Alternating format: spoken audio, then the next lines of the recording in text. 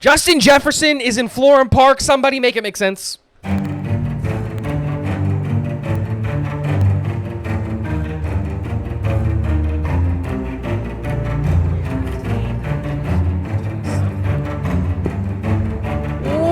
What is going on, guys? Welcome back to Talking Jets with Tigo. My name is Tigo, and today we're going to be talking about Justin Jefferson skipping OTAs, which isn't really all that newsworthy if you're a Jets fan, except for the fact that he wasn't spotted in Minnesota. He was spotted in Florham Park, which makes no sense at all, because if you're talking about it from like purely a tourism perspective, there's not much going on in Florham Park outside of the New York Jets facility. And if we take into consideration the players that are on the New York Jets roster, there isn't really much overlap between the Minnesota Vikings and Justin Jefferson. The only two players that like really have a connection to Justin Jefferson outside of just like superstars being friends with other superstars would be backup to the backup offensive tackle Austin DeCullis, who was at LSU while Justin Jefferson was at LSU, or if he was going to see his old teammate that I think they only had 1 year of overlap in Tyler Conklin, and that's it. Dalvin Cook's not here anymore. Like, there's not much overlap. So the question has to be asked. Could the New York Jets capitalize and trade for Justin Jefferson if that's what he wants, because he's seeking to be the highest paid wide receiver in all of football? And to be clear, he deserves every penny of it. He is the best wide receiver in football, and he was probably going to get anywhere north of $32 million a year, because that's what A.J. Brown got. My expectation is $35 million a year. That's the number that he's going to be at. So a couple of questions. One, does it make sense for Minnesota to move on from him?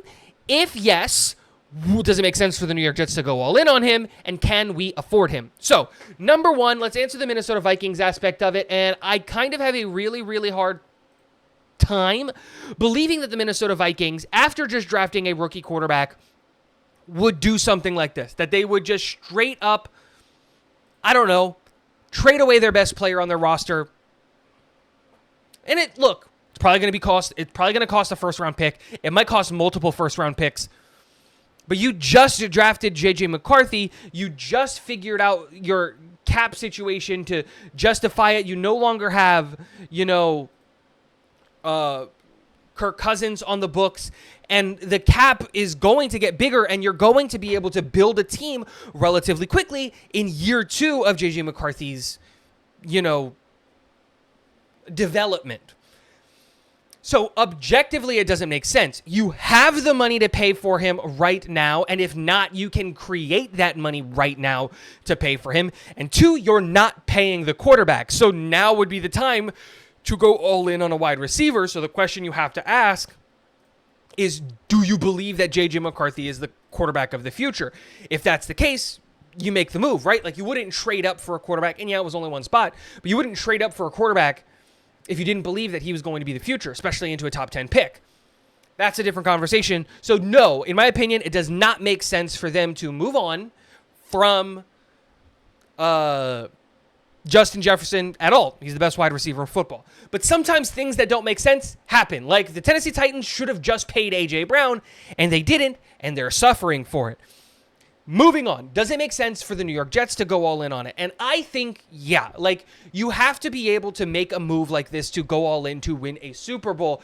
And the biggest area of concern for the New York Jets is still the wide receiver room, in my opinion. You've addressed all of the other areas of the football team, but I don't think they've done enough in the wide receiver room, just in my personal opinion. Right now, the only players that you can really rely on, and like this is a big asterisk on the rely on, because there's really only one, and that's Garrett Wilson. And what do I mean by that? Well, Mike Williams, when he's on the field, is an incredible wide receiver. We know that, but the problem is when he's on the field.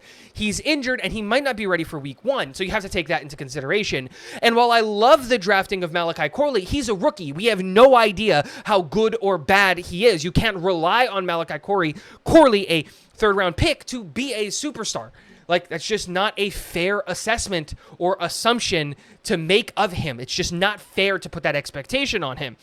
And then you have Alan Lazard, who showed us last year just what kind of wide receiver that he was. Jason Brownlee and Xavier Gibson, while exciting, are both undrafted free agents with a ton, and I mean a ton, of holes in their game.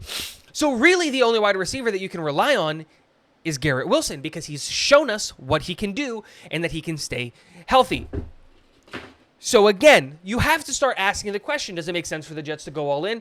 Absolutely. If you're telling me that we can sacrifice a first-round pick or maybe even a first-round pick plus to solidify the weakest room in our team and really just become a super loaded team and make a run 1 or 2 years for a Super Bowl, you have to go do it, in my opinion. And that's if the Minnesota Vikings are willing to do it. And then last but not least is, well, do you have the cap space to do it? Well, objectively right now, no. But theoretically, yes. With 2 moves, the New York Jets could very easily free up enough cap space to fit his contract under the books this year. Remember that the contract that he would be getting would be a 4-5-year deal, and that's what you would be giving, and the average annual value would be 35 plus. But that does not mean that you would take on $35 million in year 1. The cap hit year 1 would be somewhere closer to $12 to $17 million